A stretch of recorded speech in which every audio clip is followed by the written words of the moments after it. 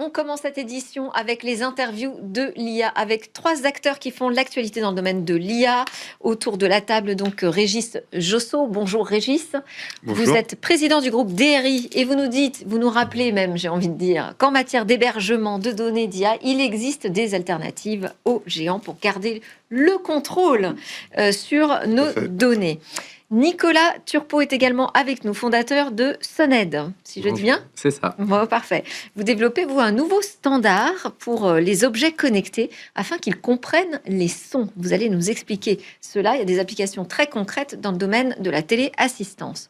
Mais on commence avec vous, Pierre Gibert. Bonjour. Bonjour. Vous êtes cofondateur de Sator, qui est une start-up française créée il y a 3 ans, qui produit des masterclass avec des vidéos très longues, de 9 à 10 heures, qui sont structurées en épisodes de 30 minutes, avec à chaque fois des experts de premier plan qui vont adresser des grands enjeux de société.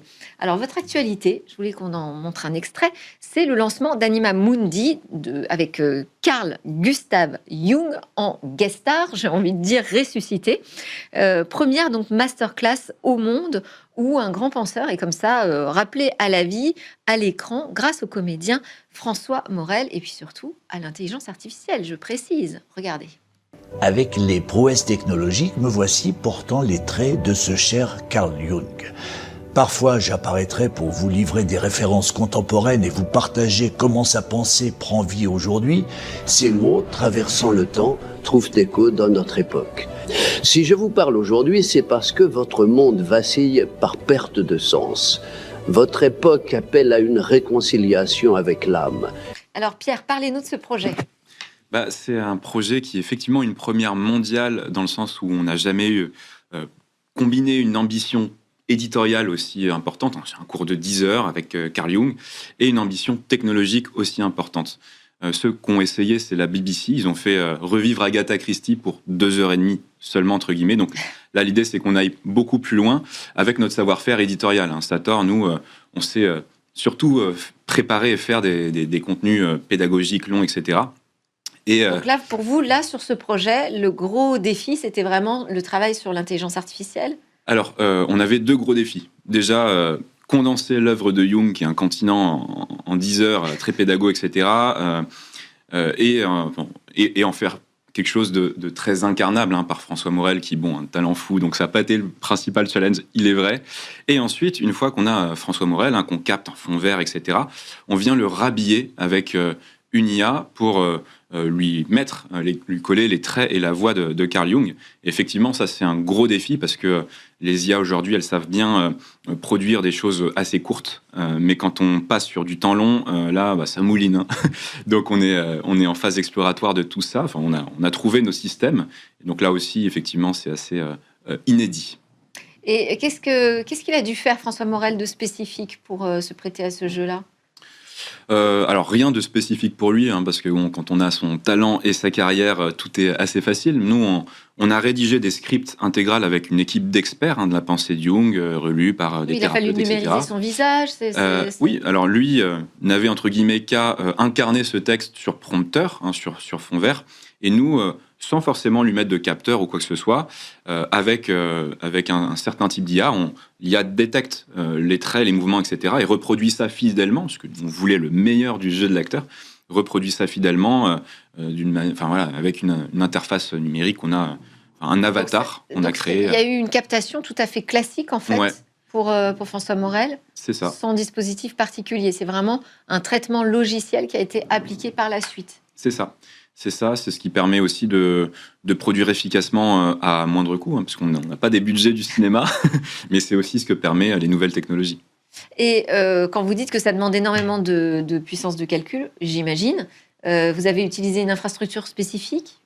Non, pas spécialement. En fait, ça ne demande pas tant de puissance de calcul que ça, dans le sens où ça n'est pas connecté au cloud, au web.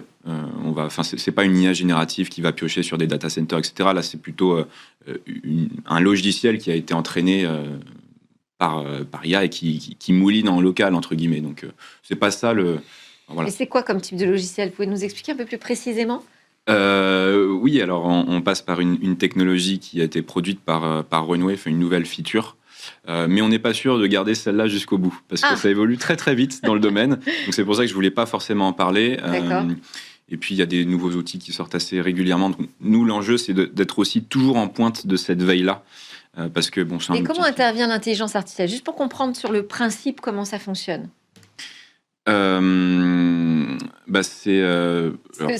une IA générative, elle reconstitue le visage de Jung ou... Disons que nous, on fait digérer à l'IA différentes images de Jung qu'on a reconstituées. On entraîne jusqu'à avoir un avatar réaliste, etc. Et on applique cet avatar sur la captation vidéo, sur le comédien. Donc l'IA détecte ce qui tient du visage, etc. Les mouvements, en fait, c'est voilà. Les mouvements, mais ce qui n'est pas solidaire du personnage, le fond, etc. On a aussi reproduit le fond, le bureau de Jung, etc. Et donc voilà comment fonctionne cet outil-là. Et ça fait la différence, vous pensez, pour les spectateurs, une masterclass incarnée à la fois par un acteur et par une personnalité avatarisée? Ça fait... nous, c'était évidemment un challenge... je veux dire, on aurait pu faire un cours sur Jung avec un expert de Jung, mais ça n'aurait pas eu cette puissance. Vous auriez pu déguiser François Morel, il fait ça très très bien aussi. Oui, alors après, c'est vrai qu'il y a une petite différence physique aussi, mais non, puis on était curieux d'entreprendre ça, parce que, en fait, si on réussit avec Jung, derrière, il y a beaucoup d'autres personnages historiques qu'on aimerait ramener à la vie, parce qu'ils ont des trucs à nous dire pour nous sortir de la panade actuelle. Donc c'est une logique de collection. Voilà, c'est cette collection Anima Mundi. Jung, c'est le premier. Voilà. Mais ensuite, on va lancer d'autres personnages historiques. On a déjà les noms. Il y aura Hildegard de Bingen, il y aura Nicolas Tesla, Hannah Arendt, Marc Aurèle, parce que ces gens-là sont très importants. Et nous, notre métier chez Sator, c'est de faire parler les gens très importants, qu'ils soient vivants ou passés, du coup. Vous avez des questions sur ce projet? Vous en aviez entendu parler déjà un petit peu, peut-être? Moi, jamais entendu parler. Je viens d'un labo de recherche qui travaille justement pour faire les avatars. À l'INRIA à Nancy, il y a des gens qui travaillent là-dessus, donc je vois très bien la technologie qu'il y a derrière. Et c'est assez bluffant. En réalité, c'est cool de voir des applications qui soient aussi utiles pour la société, parce que là, au final, on est vraiment en train d'évangéliser des connaissances, la culture sur des prochaines générations. Donc, c'est cool de pouvoir utiliser la tête des personnes qui ont vraiment fait les choses et pas juste paraphraser. Donc, non, franchement, bravo. C'est vrai que ça devient beaucoup plus grand public, beaucoup plus accessible, en fait, jouer comme ça. Je précise un petit truc au passage, c'est que nous, il y a des enjeux éthiques quand vous avez un projet comme ça, qui n'est... nous, on assume de réincarner Jung, entre guillemets, mais dans l'épisode de 30 minutes avec François Morel, il y a des moments où on voit François Morel apparaître en tant que François Morel pour mettre Jung en perspective avec les derniers travaux de recherche publiés en sciences comportementales, etc. Donc, et quand Jung sort de son temps, de son espace-temps, c'est François Morel. Voilà, on ne veut pas prêter à Jung des propos qui n'étaient pas de lui. C'est-à-dire que le script de Jung, c'est essentiellement du travail sur la base de ses bouquins qu'on a isolés, etc., reformulés, mais on essaye d'être vraiment fidèle à la pensée du personnage. On ne se serait pas permis de deepfaker. Voilà, c'est pas du tout notre logique. De fantasmer ce qu'il aurait pu penser de la société d'aujourd'hui. Ça, non, vous ne vous autorisez pas ce genre de mise en perspective? On se l'autorise, mais pas avec son visage, avec François Morel. Oui, d'accord. Voilà. Régis Josso, vous êtes le président du groupe DRI, je le disais, hébergeur, infogéreur web français, convaincu donc qu'on a des alternatives à mettre en avant, à valoriser, et on est bien content que vous soyez là pour le rappeler, pour le répéter. DRI, c'est l'acronyme de Digital Rural Informatique, j'ai vu. Tout à fait. Ça veut dire beaucoup, ça, dans votre Ça veut dire position? beaucoup, ouais. Parce qu'on était un petit peu précurseur par rapport à toute cette période green.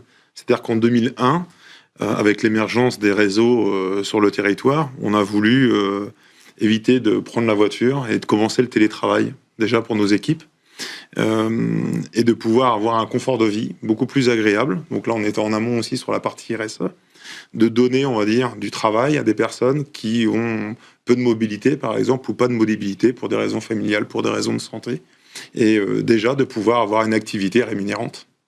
Ok. L'entreprise a été créée au Mans. Aujourd'hui, le siège est à Nantes. Donc, vous êtes vraiment inscrit dans la localité. Oui, c'est important. Pourquoi ? Parce qu'on pense, comme je viens de l'entendre, justement, qu'on a beaucoup d'acteurs, on va dire, français, innovants, qui ont plein de choses à dire, sans pour autant aller chercher à l'étranger. Ouais. Même s'il y a des choses intéressantes à l'étranger. Mais le fait de ne pas être aussi en Île-de-France, d'être dans une collectivité, une agglomération. Alors Nantes, c'est une grosse agglomération quand même. C'est une belle agglomération. C'est parce que ça fait partie de vos premiers clients, c'est que vous vous adressez? On a un historique qui a commencé avec DRI autour de l'hébergement associatif et autour des commerçants de la région. Donc on a fait que grandir et on a commencé à répondre aux appels d'offres publics, donc là cette fois-ci sur le territoire national, et adresser des clients comme la CNIL, la région des Pays de la Loire, Compagnie des Transports Strasbourgeois. Là, ça se fait des gros clients, ça. Des gros clients, et l'ONF aussi. Et par comment exemple. on y arrive quand on est au départ, une petite boîte au Mans comment on arrive à s'imposer justement dans des carnets de commandes publics?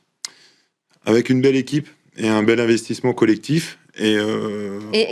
Mais plus précisément, parce que ça, j'ai l'impression que tout le monde me le dit, vous savez. Mais plus précisément, qu'est-ce qui fait la différence? Pourquoi on vient vous chercher, vous, plutôt qu'un autre? On a 2 facteurs différenciants. Le premier, ça va être l'éco-responsabilité. Dès 2010, on a mis en place un centre de données sans climatisation, donc on était vraiment précurseur, avec un PUE de 1 à 13. Qu'est-ce que c'est ça, un PUE? Le PUE, en fait, c'est la consommation qui va être nécessaire pour maintenir en condition opérationnelle les serveurs dans un centre de données. Voilà, c'est un ratio. Plus ce ratio se rapproche de 1, plus effectivement on est efficace. Ce qu'il faut savoir, dans les années 2010, on était plutôt à 2 ou à 3. Aujourd'hui, bien évidemment, l'émergence de l'éco-responsabilité, même s'il est relégué au second plan, comme on le disait, pour la souveraineté, veut des PUE beaucoup plus bas. Mais nous, depuis 2010, on était le premier data center de France avec ce PUE. Donc c'est inscrit, non pas dans une opportunité, mais dans une conviction collective. D'accord. Voilà. Ouais, c'est important ça. Et le deuxième facteur différenciant, c'est l'open source, c'est-à-dire l'utilisation de logiciels libres et de ne pas reverser des licences à des géants de la tech américaine, par exemple. Et donc ça résonne auprès de certains clients. Ce sont des arguments qui comptent. Ça résonne de plus en plus. Aujourd'hui, on voit les économies. On l'a vu dernièrement, par exemple, avec le logiciel VMware d'hyperviseur, qui a été racheté par Broadcom, c'est un véritable ultimatum qui a été donné aujourd'hui aux entreprises françaises, avec des hausses de prix de plus de 30%. Or qu'il y avait vraiment déjà des alternatives, parce que l'hébergement en open source et les hyperviseurs open source sont déjà disponibles depuis les années 2000.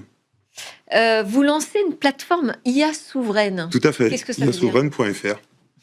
Alors, IA Souveraine, c'est quoi? C'est un portail, une offre de service en mode SaaS, où vous allez pouvoir organiser l'entreprise et ses services autour de plus de 80 modèles de langage. En mode hybride, ça veut dire quoi? Vous allez accéder à des modèles propriétaires comme ChatGPT, Gemini, DeepSeek, etc. Mais aussi et surtout à des modèles open source, libres de droit, qui vont être 100% utilisés et hébergés dans nos data centers justement éco-conçus. Donc tout n'est pas souverain quand même là sur la plateforme. On laisse l'opportunité parce qu'on peut avoir effectivement des usagers ou des services d'une entreprise qui ont besoin de modèles de langage propriétaires, on n'a pas les brider, mais d'un autre côté, vous allez pouvoir créer des unités d'organisation avec des utilisateurs qui n'auront que des droits restreints sur des modèles open source, pour des données par exemple patrimoniales, à valeur probante ou R&D. Et alors vous pourriez servir par exemple Sator à monter son offre de masterclass avec une IA souveraine. On est très fiers, en tout cas, d'entendre des innovations. On en parlait juste avant, assurément. Et on a, si besoin, toute la puissance de calcul nécessaire, parce que ce sont nos propres infrastructures, du data center à nos lignes, à nos réseaux et à nos infrastructures sécurité jusqu'aux applications qu'on héberge. C'est la même équipe, 100% souveraine. Moi, je suis très sensible à ça. Puis en plus... J'entends beaucoup de politiques gesticuler parce qu'on a besoin de cloud souverain, d'IA souveraine, etc. Je suis content de voir qu'il y en a qui font sur le terrain parce que... C'est vrai qu'on ne les connaît pas assez et voilà, on est content si on peut participer à mettre en avant. Nicolas Turpot, vous êtes, je disais, fondateur de Soned, donc vous développez un nouveau standard des objets connectés pour la compréhension des sons avec des applications dans la téléassistance. Vous avez fait une thèse à l'INRIA sur l'analyse des sons ambiants. Aujourd'hui, la détection sonore dans un environnement réel, c'est vraiment votre domaine de spécialité, votre expertise. Votre actualité, c'est le lancement commercial en Europe en 2026 d'un premier cas d'usage, donc de téléassistance, assistance à la personne, avec cette technologie. Expliquez-nous ce que ça veut dire d'utiliser le son dans un objet connecté et en quoi c'est compliqué cette détection sonore. Il y a pas mal de choses, donc déjà là-dedans, merci beaucoup pour l'invitation. La détection sonore, je vais la mettre en concurrence avec d'autres choses, c'est-à-dire que vous avez beaucoup maintenant l'habitude de détecter la parole. Vous allez parler à votre téléphone, il va transcrire. Donc ça, c'est un des cas d'usage. Ça pourrait faire partie du son, mais nous, on laisse complètement la parole de côté. On ne reconnaît pas la parole. Vous connaissez sûrement quelques applications, je ne vais pas forcément citer les noms, pour reconnaître une musique directement sur votre téléphone. Donc ça, c'est un autre champ d'application. Et après, vous avez tous les autres sons de la vie quotidienne. Qui va être, voilà, celui-là. Je frappe sur la table. C'est ça, la sonnette de porte, le bébé qui pleure, une voiture qui passe, un avion, des oiseaux qui chantent. Vraiment, tout et n'importe quoi, votre voiture. Et donc, nous, le but, c'est comment on fait pour comprendre ces sons-là et en faire des vraies applications derrière, puisque, bon, comprendre les sons, c'est une chose, mais en fait, ça sert à quoi derrière ? Alors, la partie comprendre les sons, ça veut dire entraîner des intelligences artificielles sur un volume exceptionnel de sons. C'est ça ? Non, ça collecter plein de sons et apprendre aux IA à reconnaître tous ces sons ? Sur le papier, oui.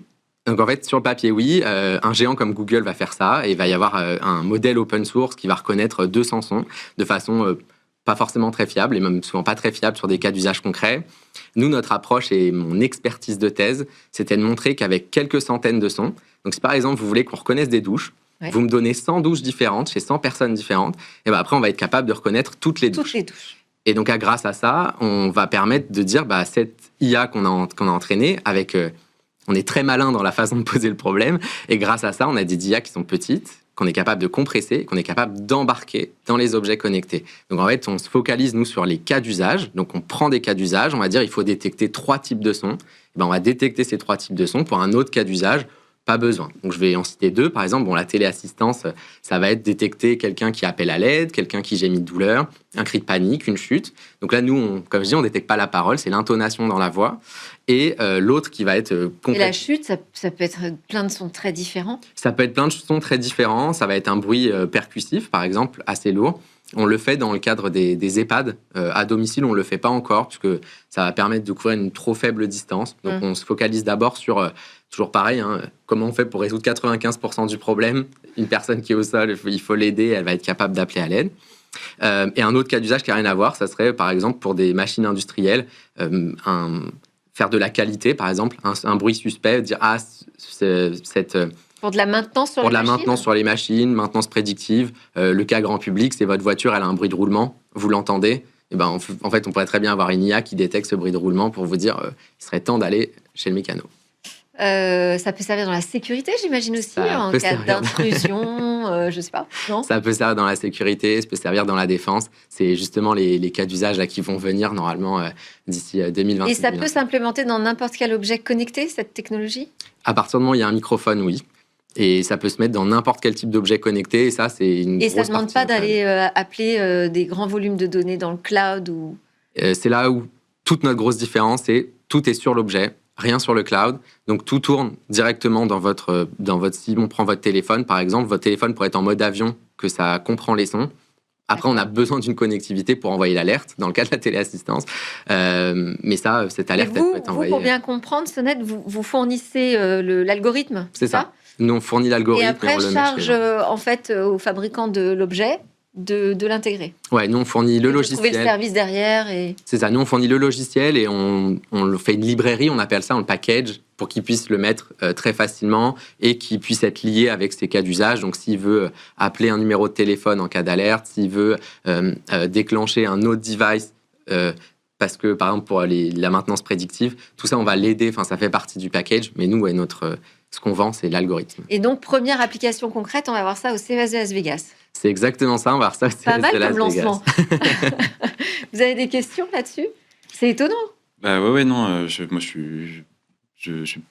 trouve ça très cool que des Frenchies une masterclass sur la détection du son. Mais tout à l'heure, on parlait avant l'émission du cas d'usage des drones que j'ai trouvé hyper intéressant. Peut-être tu peux nous en dire un petit mot parce que ça.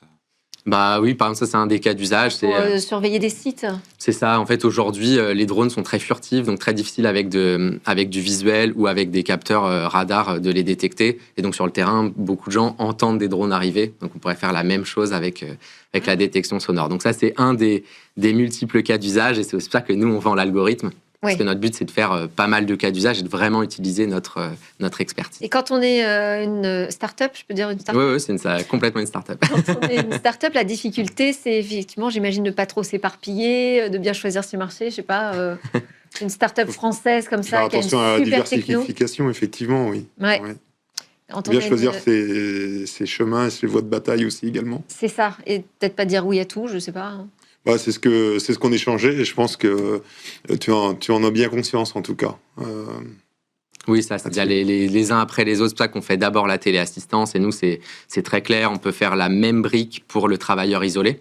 Appel à l'aide, gémissement de douleur, cri de panique. Et dans les entreprises, il y a des travailleurs isolés, des agents de sécurité peuvent avoir la même brique. Donc ça, c'était bien parce qu'elle était assez duplicable. Et après, il y a d'autres types de sons. Vous voyez, on a cité d'autres cas d'usage. Ouais. C'est une stratégie d'aller là-dessus. Donc, on va justement lever des fonds pour faire ça. Voilà. Donc, on va passer par une levée de fonds justement pour aussi. On est en train de mettre en place cette stratégie de comment on arrive à ces différents cas d'usage. Super de découvrir vos projets à tous les trois. C'était vraiment très intéressant. Merci encore Pierre Gilbert, donc cofondateur de Sator, d'avoir été avec nous dans les interviews de l'IA. Régis Josso, président du groupe DRI. Merci aussi. Merci. Et Nicolas Turpot, fondateur de Soned. Merci encore. Vous restez avec nous. On va parler d'égalité des chances dans la tech.